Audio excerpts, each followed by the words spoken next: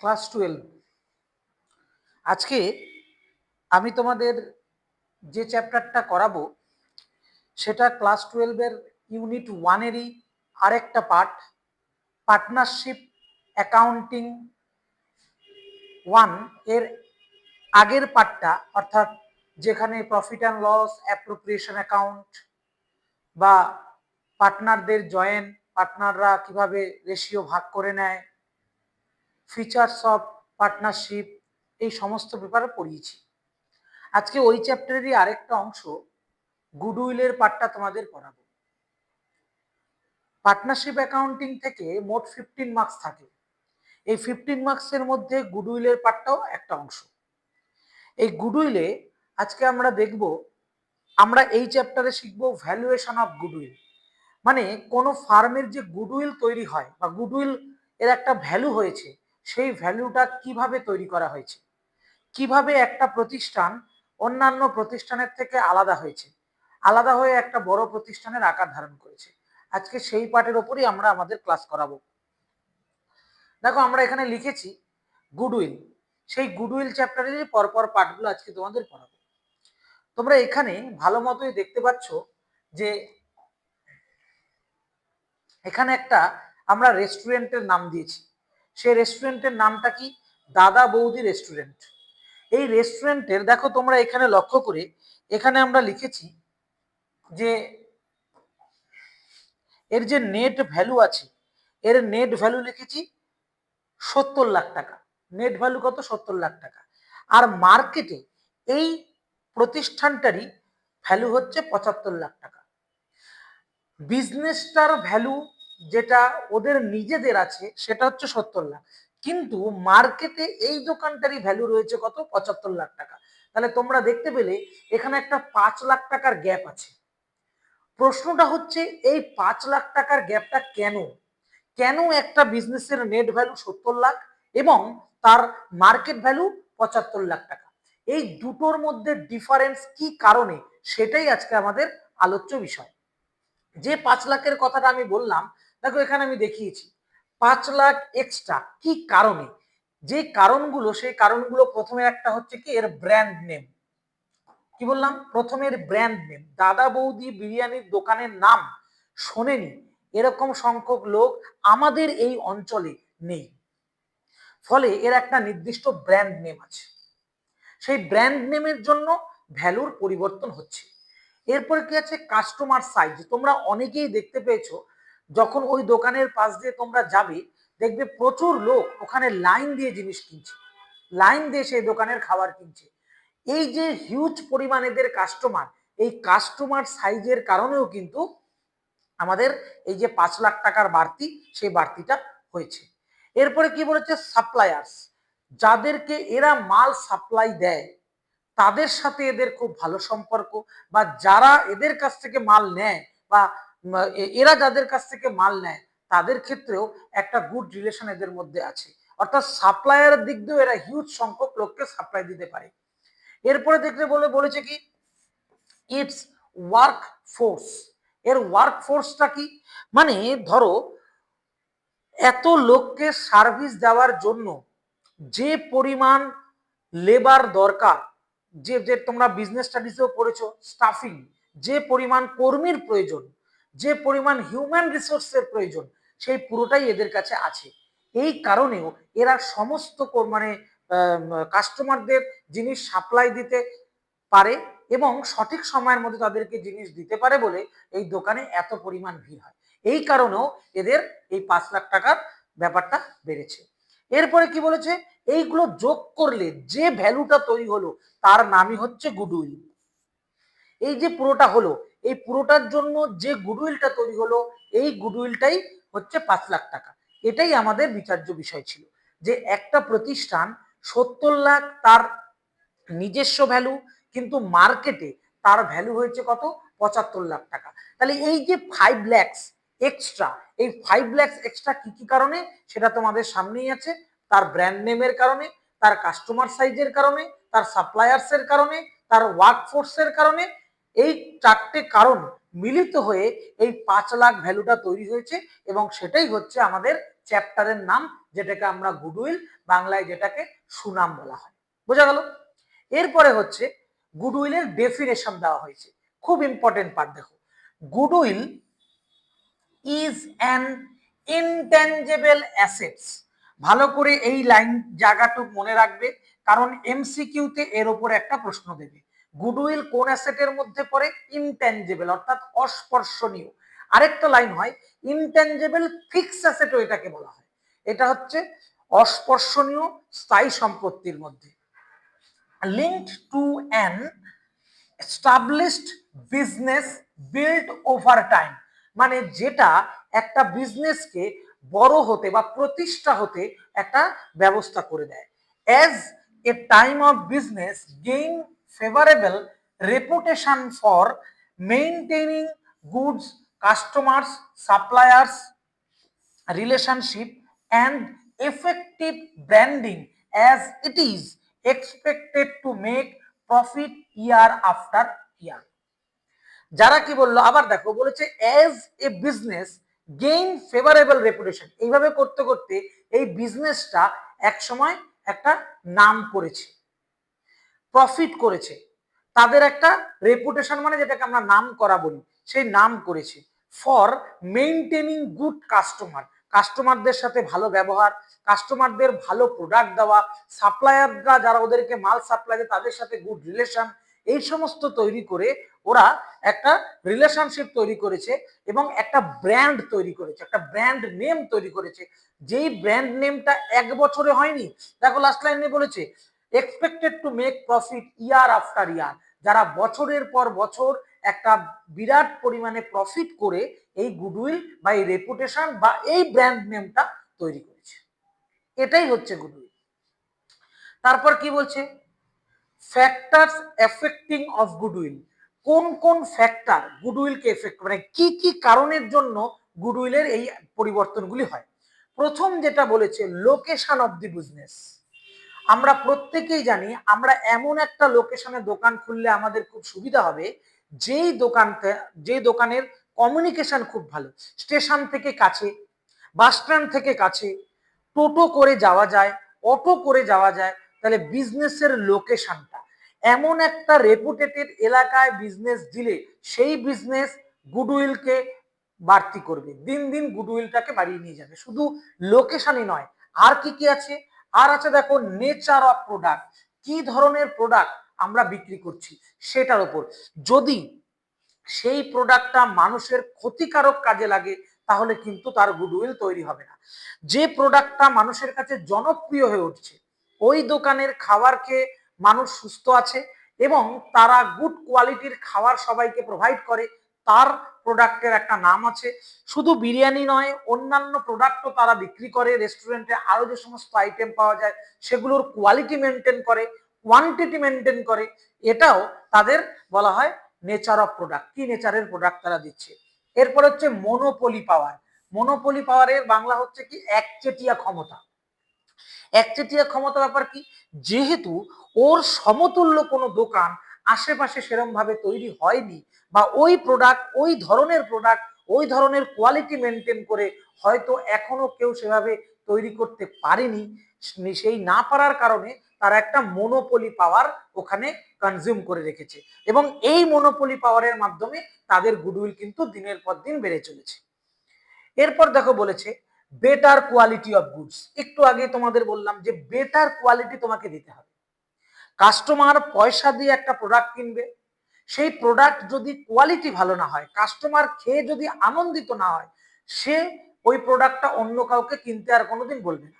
তাই সবসময় চেষ্টা করতে হবে কাস্টমারকে ভালো প্রোডাক্ট দিয়ে সেটাকে, যাতে অন্যরাও সেটা কেনার জন্য আগ্রহ প্রকাশ করে, এইটা নিয়ে একটা চর্চার বিষয় হয়, একটা আলোচনার জায়গা হয়, সেটাও তাদেরকে লক্ষ্য রাখতে হয়েছে।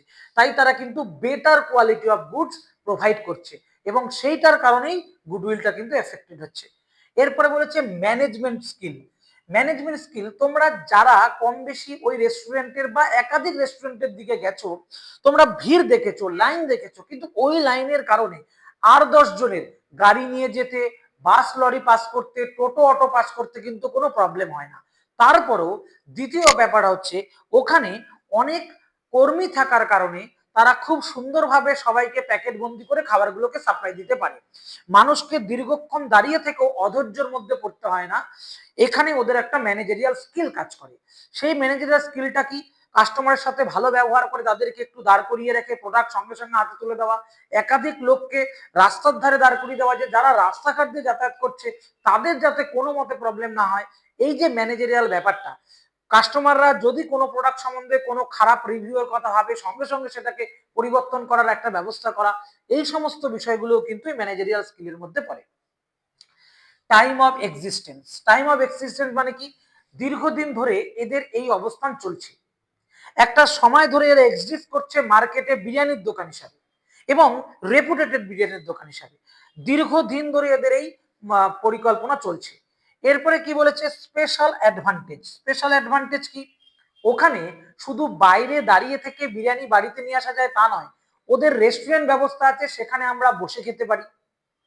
শুধু বিরিয়ানি নয়, অন্যান্য প্রোডাক্টও খাওয়ার ওখানে আমরা পাবো এবং এসি ঘরে বসে সুন্দর যারা ওদের অ্যাটেন্ডার থাকে তারা খুব সুন্দর এসে আমাদেরকে প্রোডাক্টগুলি দেওয়ার চেষ্টা করে। যে কোনো বিজনেসের ক্ষেত্রে আমরা যে শপিং মলগুলোতে যাচ্ছি, শপিং মলে কোনো প্রোডাক্ট যখন আমরা খুঁজতে শুরু করছি তখন আমরা দেখব বা দেখছি সেখানে কেউ আমাদের সামনে এসে আমাদেরকে হেল্প করতে চাইছেন। আমি কি খুঁজতে চাইছি, কত দামের মধ্যে খুঁজতে চাইছি, এই সমস্ত বিষয়গুলো আমাদের জানতে চাইছে।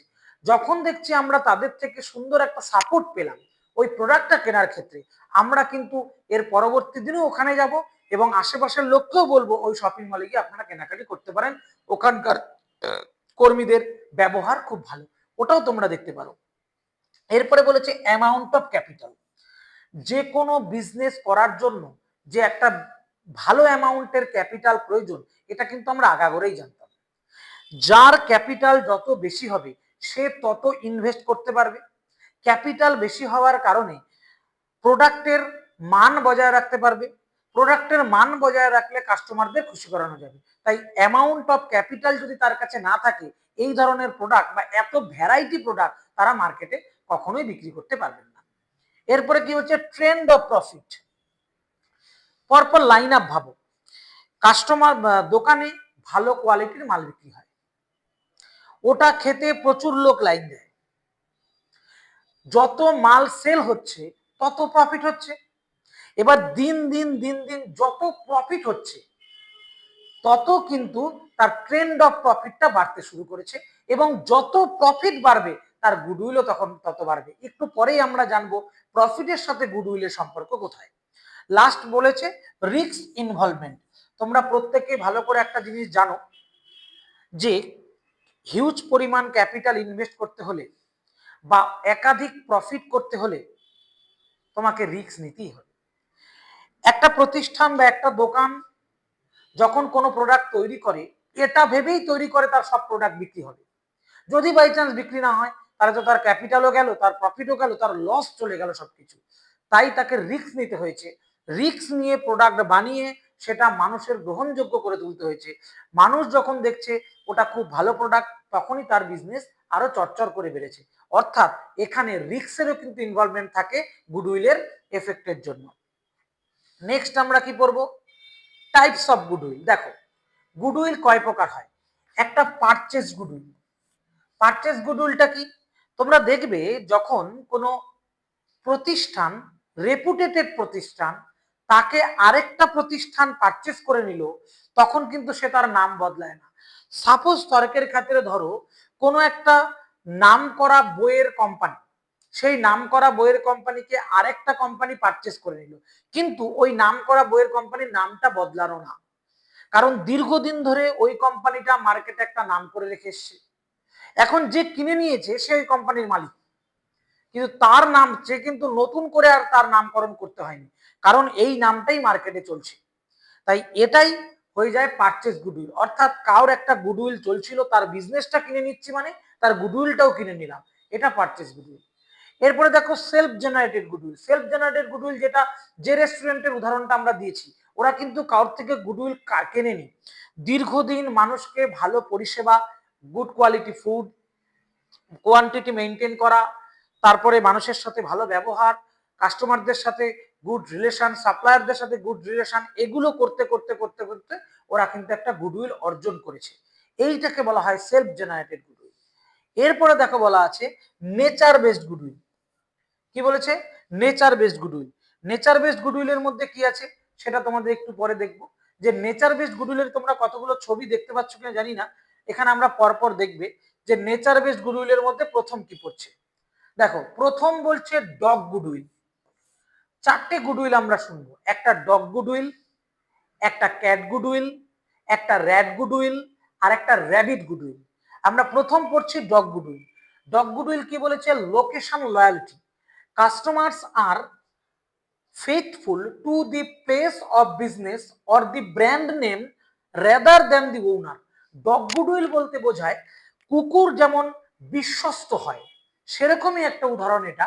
মানে ধরো আমরা দাদা বৌদি রেস্টুরেন্টে যাই, দাদা বৌদির রেস্টুরেন্টের মালিককে আমাদের জানার দরকার নেই, আমরা কেউ খবরও নিতে যাই না যে দাদা বৌদি রেস্টুরেন্টের মালিক কি, সেটা আমাদের প্রশ্ন নয়।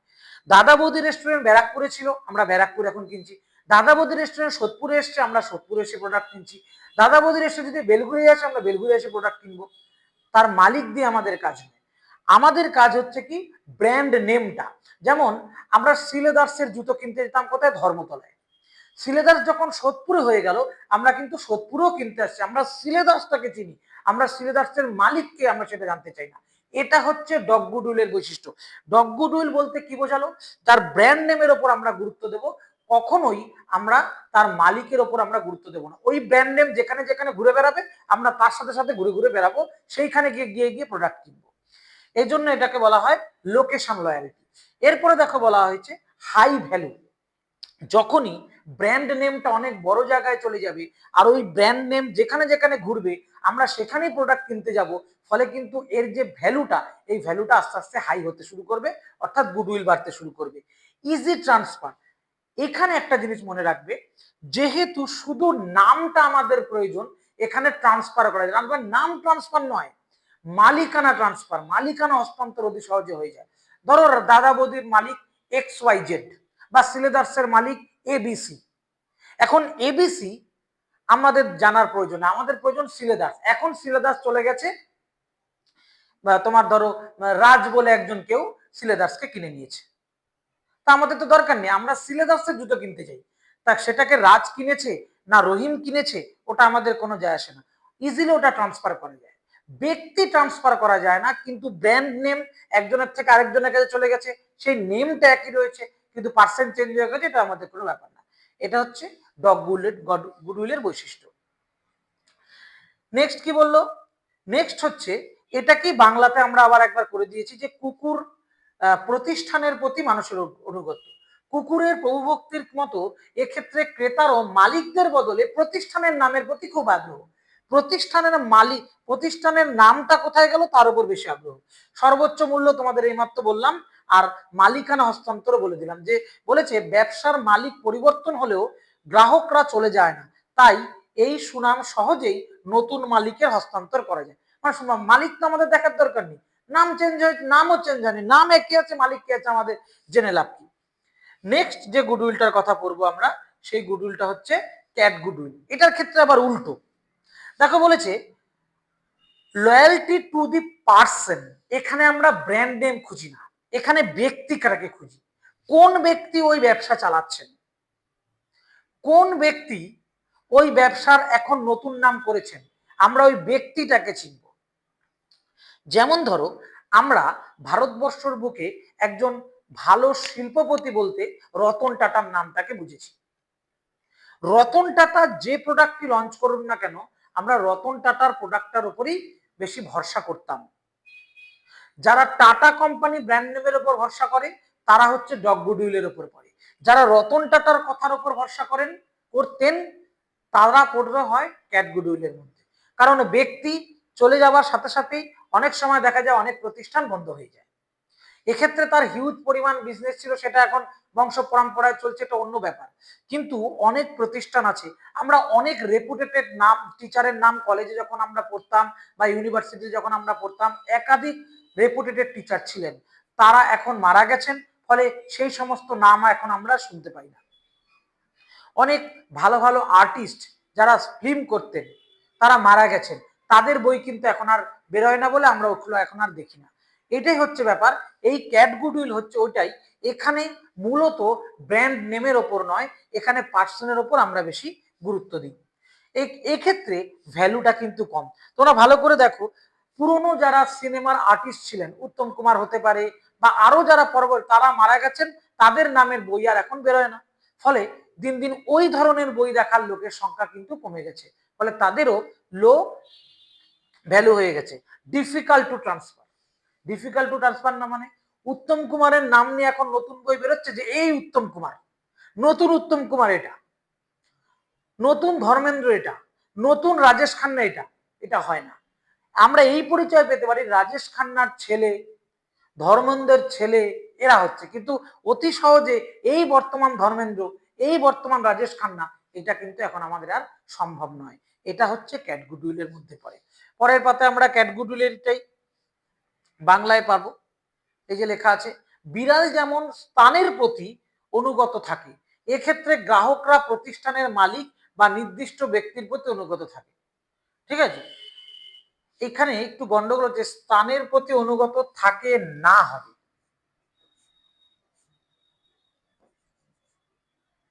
এক্ষেত্রে গ্রাহকরা প্রতিষ্ঠানের মালিক বা নির্দিষ্ট ব্যক্তির প্রতি, কোন স্থানে দেখার দরকার নেই। দেখো আগেরটাতে তাই বলা ছিল।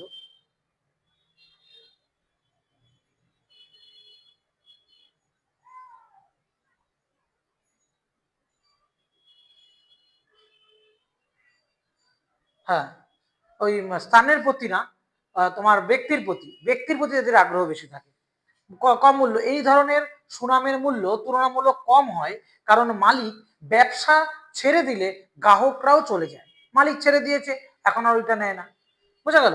এটার স্থানান্তর যোগ্যটা তোমাদের আমি বললাম যে স্থানান্তর যোগ্যটা কি হতে পারে। ঠিক আছে, এরপর আসছে রেড গুডউইল। দেখো বলেছে নো লয়্যালটি, এখানে কোনো লয়্যালটি মানে কে মালিক, কে ব্র্যান্ড নেম, এটা আমাদের জানার দরকার নেই। প্রোডাক্ট দরকার, প্রোডাক্ট নিচ্ছি, খাচ্ছি, কাজ শেষ। Customer have no attachment to either the owner or the business location, বিজনেসটা কোথায়, এর মালিক কে, এটা আমাদের দেখার দরকার নেই। রাস্তায় খিদে পেয়েছে, দেখলাম একটা দোকানে কচুরি ভাজছে, কচুরি হাত বাড়ালাম, টাকা দিলাম, কচুরি খেলাম, বাড়ি চলে গেলাম। কে মালিক, কি দোকানের নাম, কে বানাচ্ছে, দরকার নেই। খিদে পেয়েছে, খেয়েছি, চলে গেছি। মানে এদের আজকে এখানে খেলাম, কালকে হয়তো অমুক জায়গায় গিয়ে খিদে পেয়েছে, ওখান থেকে কিনবো, না এই দোকানের কচুরিটা ভালো বানায়, চল ওখানে চলে যাই, এটা আমাদের দেখার দরকার। আমরা যেখানে পাচ্ছি সেখানে। ডগ গুড ক্যাট গুডউইলের ক্ষেত্রে মালিক, যেমন রাজুদার পরোটা, রাজু শিয়ালদায় পরোটা বেচছে, লোকে শিয়ালদায় খেতে যাচ্ছে। রাজু যদি কালকে বেলঘুরিয়া পরোটা বেচতে চায়, হয়তো বেলঘুরিয়া লোকে খেতে আসবে। রাজুর নামে নাম হয়ে গেছে রাজুদার পরোটা। ঠিক আছে, কিন্তু ডগ গুডউইলের ক্ষেত্রে দাদা বৌদি রেস্টুরেন্ট, সিলেদার্স, এগুলো ওটা ব্র্যান্ড নেমের উপর। আর রেড গুডউইল কি বলছে, কে রাজুদা, কে দাদা বৌদি রেস্টুরেন্ট, দরকার নেই। রাস্তায় যাচ্ছি, খিদে পেয়েছে, একটা দোকান দেখলাম, দাঁড়ালাম, খেয়ে নিলাম, খুব ভালো লাগলো, বললাম, হাত দিলাম, কাকিমা ভালো হয়েছে, চলে গেলাম। পরের দিন অন্য কোনো জায়গায় আছে, সেখান থেকে খাবো, ওখান থেকে এখানে এসে আর খাবো না। এটা হচ্ছে রেড গুডউইলের বৈশিষ্ট্য। এখানে বলেছে নেচারটা casual.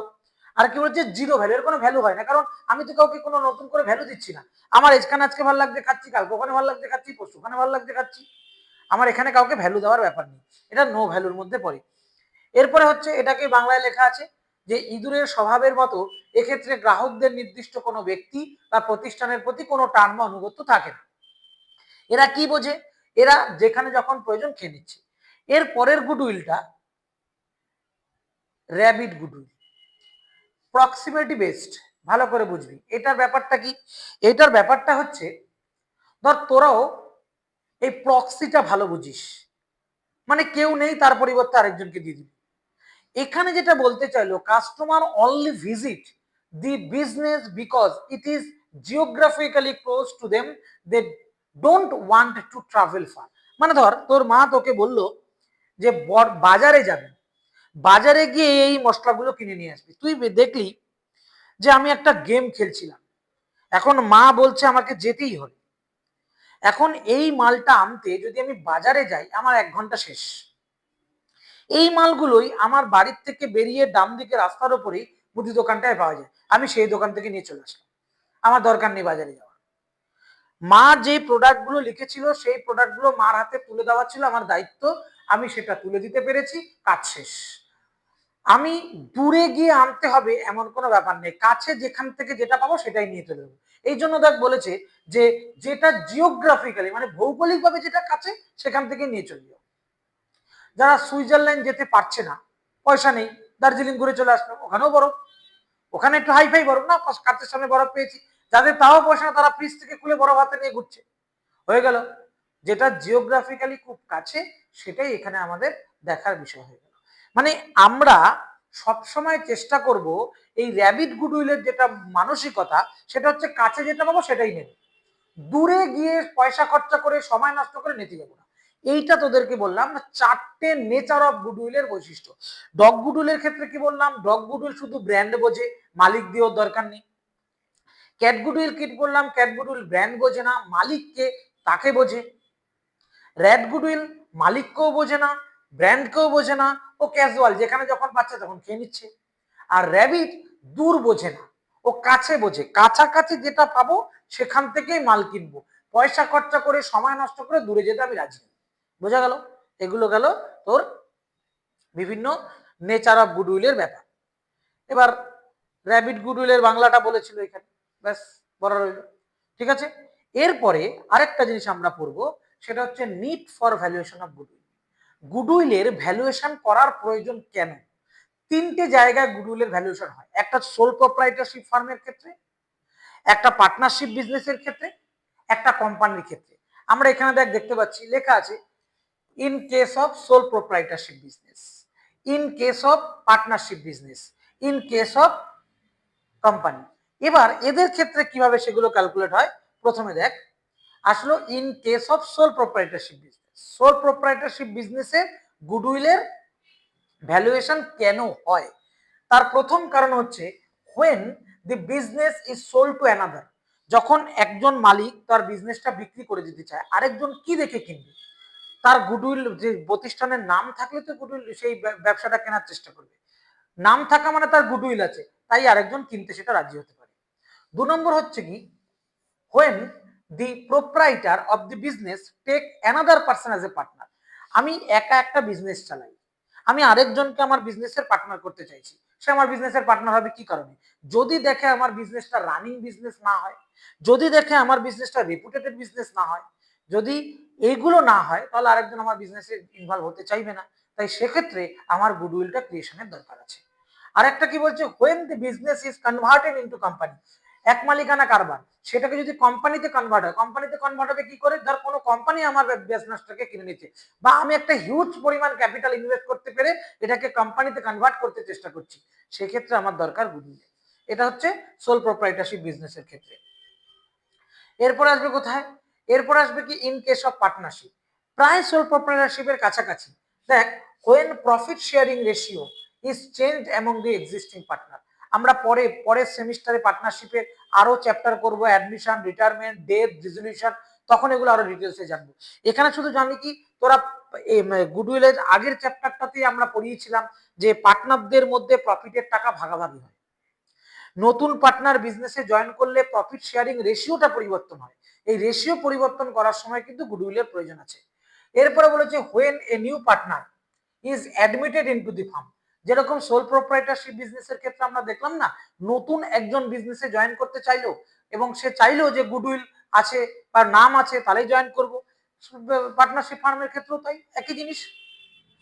when old partner retire from the firm, যখন তিনজন বন্ধু মিলে ব্যবসা করছে, একজন বললো আমি আর ব্যবসায় থাকবো না, আমি চাকরি পেয়ে গেছি, আমি এখান থেকে বেরিয়ে যাবো, সে ওখান থেকে বেরিয়ে যাওয়ার সময় তিনজনে মিলে এতদিন ধরে যে গুডউইলটা তৈরি করেছিল সেই গুডউইলটা তো আর সঙ্গে করে নিয়ে বেরিয়ে যেতে পারবে না, তখন ওই গুডউইল বাবদ যে টাকাটা হয় সেই টাকাটা হয়তো নিয়ে যেতে পারে, সেই গুডউইলটা যে অর্জন করেছে এবার তারকে পরিমাণ যে টাকাটা ওকে দিতে হবে সেটার জন্য গুডউইল ক্রিয়েশনের প্রয়োজন আছে।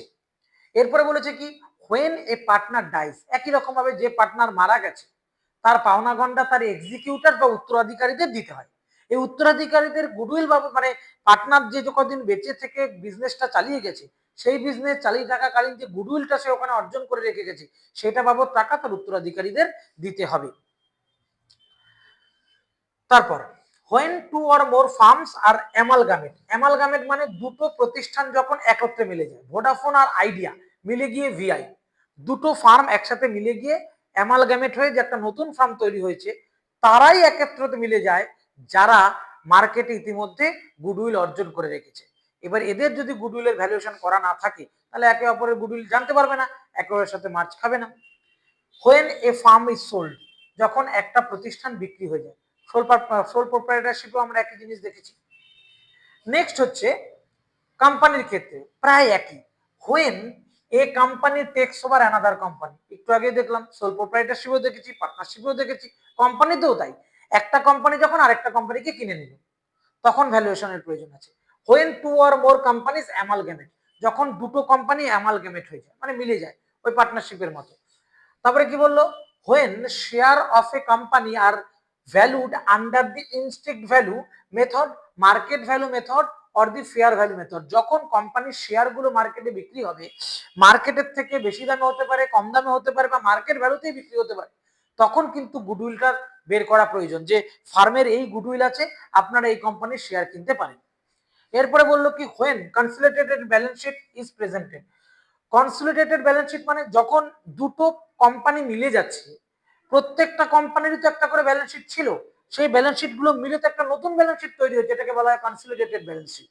সেটা তৈরি করার সময় when the business of a company is being compulsorily taken over by the government, যখন কোনো কোম্পানিকে সরকার গ্রহণ করে নেয়, মানে কিছু কোম্পানি যারা ব্রিজ তৈরির কাজে যুক্ত থাকে সেই কোম্পানিগুলিকে সরকার আন্ডারটেক করলো এই কারণে, এই যাতে ওই কোম্পানি বাইরে আর কোনো কাজ করতে না পারে, সরকারি যত কাজ আছে সেই কাজগুলো করে। এবং সে সরকার কোনো একটা কোম্পানিকে কিনছে মানে সেই কোম্পানি যদি গুডউইল না থাকে সরকার সেই কোম্পানি কখনোই কিনবে না। বোঝা গেছে? আচ্ছা, এরপরে আমরা আরেকটা টপিকে ঢুকি। টপিকটা কি, methods of valuation of goodwill. এই পোর্শন থেকে আমাদের কিন্তু অঙ্ক দেবে।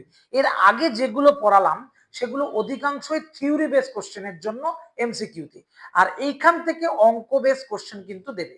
দেখো, গুডউইল ভ্যালু করা যায় তিনটে পদ্ধতিতে, আরো আছে কিন্তু তোমাদের সিলেবাসে এই তিনটেই আছে: average profit method, super profit method, capitalisation method. আজকে আমরা অ্যাভারেজ প্রফিট মেথডটা অবধি করাবো। দেখো, অ্যাভারেজ প্রফিট মেথড,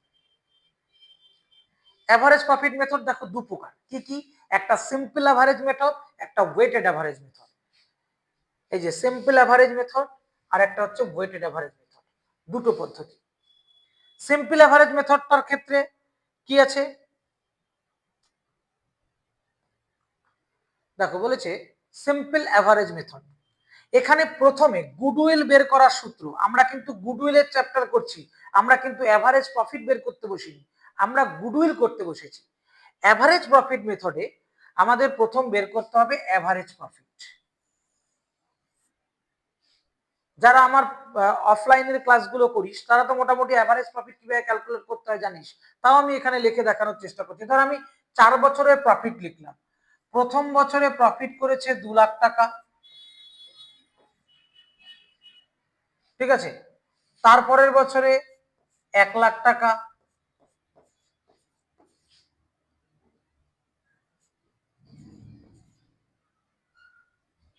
তারপরের বছরে 3 লাখ টাকা, তারপরের বছরে ধর 4 লাখ টাকা।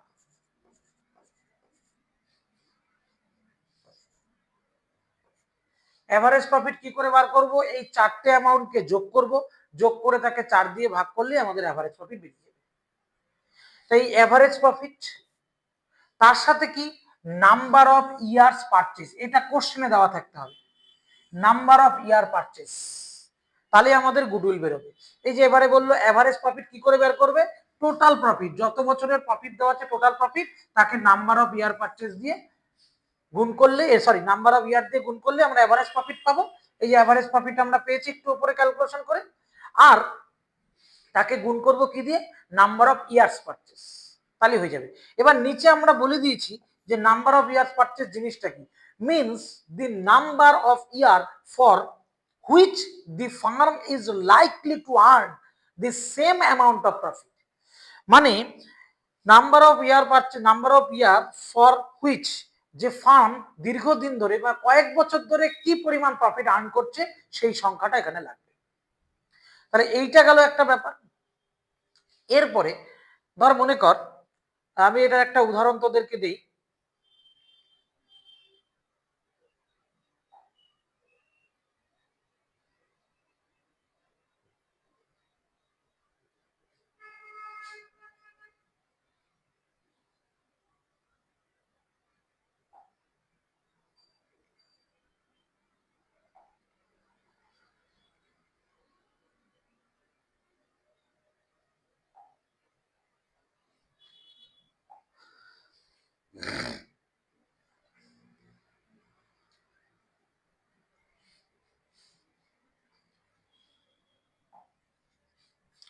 আর আমি 5 বছরের প্রফিট লিখছি,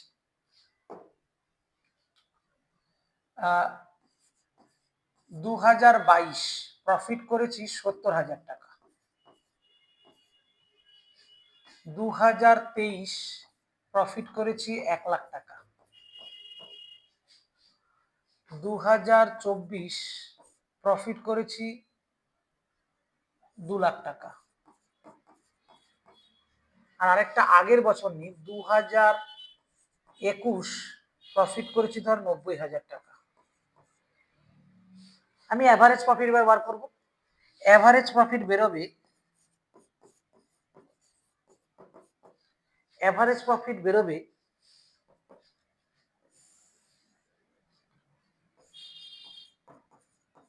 90,000 plus 70,000 plus 1,00,000 plus 2,00,000, 2,00,000, 1 2 3 4 divided by 4। তাহলে কত হলো? 9 এর সাথে 16 মানে 1,60,000, 1,60,000 আর 3,00,000 মানে 4,60,000। 4,60,000কে 4 দিয়ে ভাগ, কত দাঁড়াচ্ছে? আমরা আন্দাজে সংখ্যা নিয়েছি। এখন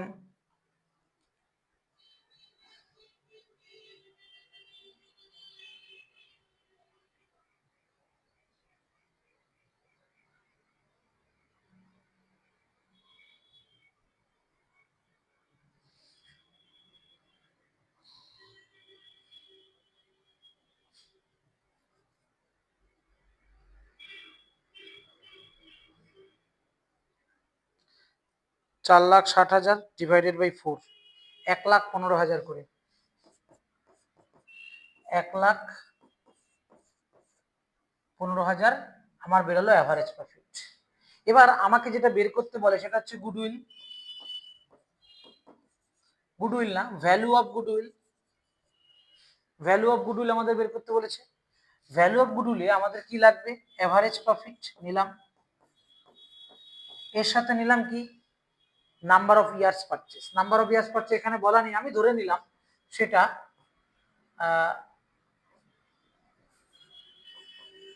5 ইয়ার্স পারচেস, 5 ইয়ার পারচেস।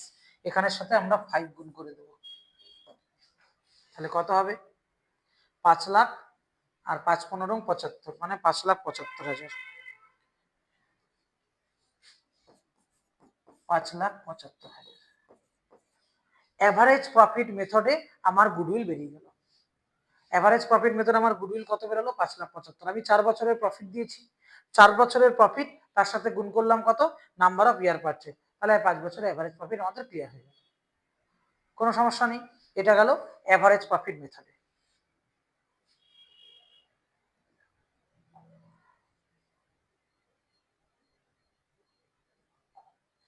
তাহলে এভারেজ প্রফিট মেথডে আমরা পেলাম যে কিভাবে গুডউইল বের করতে হয়। এভারেজ প্রফিট মেথডের আরেকটা জিনিস কতগুলো আমরা জেনে নেব, সেটা দেখ। বলেছে যখন এভারেজ প্রফিট মেথডে আমরা অঙ্ক করব তখন কতগুলো জিনিস খেয়াল রাখতে হবে। যদি কোনো বছরে অ্যাবনর্মাল প্রফিট আসে সেটাকে আমরা লেস করে দেব, যদি কোনো বছরে অ্যাবনর্মাল লস আসে তাহলে সেটাকে আমরা অ্যাড করব, আর non operating income that is income from investment should be deducted from the net profit of that ইয়ার।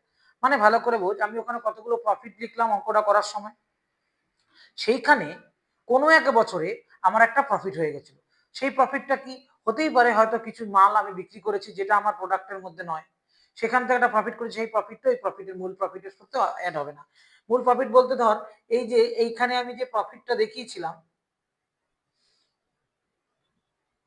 এই যে প্রফিটটা যে আমি দেখিয়েছিলাম, এই 70,000-এর মধ্যে আমি ধরে নিই একটা সেল অফ স্ক্র্যাপ ছিল, সেল অফ স্ক্র্যাপ ছিল, সেই স্ক্র্যাপটা ধর 5,000 টাকা। তাহলে এই 5,000 টাকাটা আমার প্রফিটের মধ্যে অ্যাড আছে।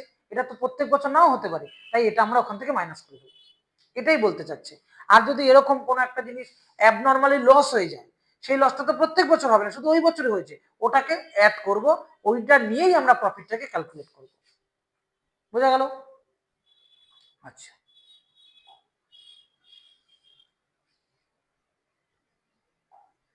এখানে এগুলোই বললো যে any abnormal profit should be deducted from the net profit of the year, আর any abnormal loss should be added back to the net profit of that year, এবং আমরা সেটাকে অ্যাডও করে নিতে পারি যদি কোনো হয়। আর যদি কোনো বছর কোনো একটা ইনভেস্ট করি, সেটা তো প্রত্যেক বছরে ইনভেস্ট করব না, তাই সেই ইনভেস্টমেন্টটাও কিন্তু প্রফিট থেকে বাদ হবে। বোঝা গেল? এটা গেল অ্যাভারেজ প্রফিট মেথডে। এরপরে দেখ ওয়েটেড অ্যাভারেজ প্রফিট। এখানে কি বলেছে? গুডউইল ওয়েটেড অ্যাভারেজ প্রফিট, মানে যে অ্যাভারেজ প্রফিটটা ছিল তার সাথে শুধু ওয়েট কথাটা যুক্ত হয়েছে। Weighted average profit, average profit into given weight, average প্রফিটের সাথে যে ওয়েটটা থাকবে সেই ওয়েটটাকে আমরা গুণ করব, তাহলেই আমাদের ওয়েটেড অ্যাভারেজ বেরিয়ে যাবে, এবং সেই ওয়েটেড অ্যাভারেজ প্রফিটেই আমরা তার সাথে নাম্বার অফ ইয়ার পারচেস গুণ করব। বাস, নাম্বার অফ ইয়ার পারচেস তো অঙ্কে অ্যাভারেজ প্রফিট হচ্ছিল, তবে ওয়েটটা কি, ওয়েটটা 1 2 3 4 করে দেওয়া থাকবে। যেমন ধর আমি একটা উদাহরণে বলি,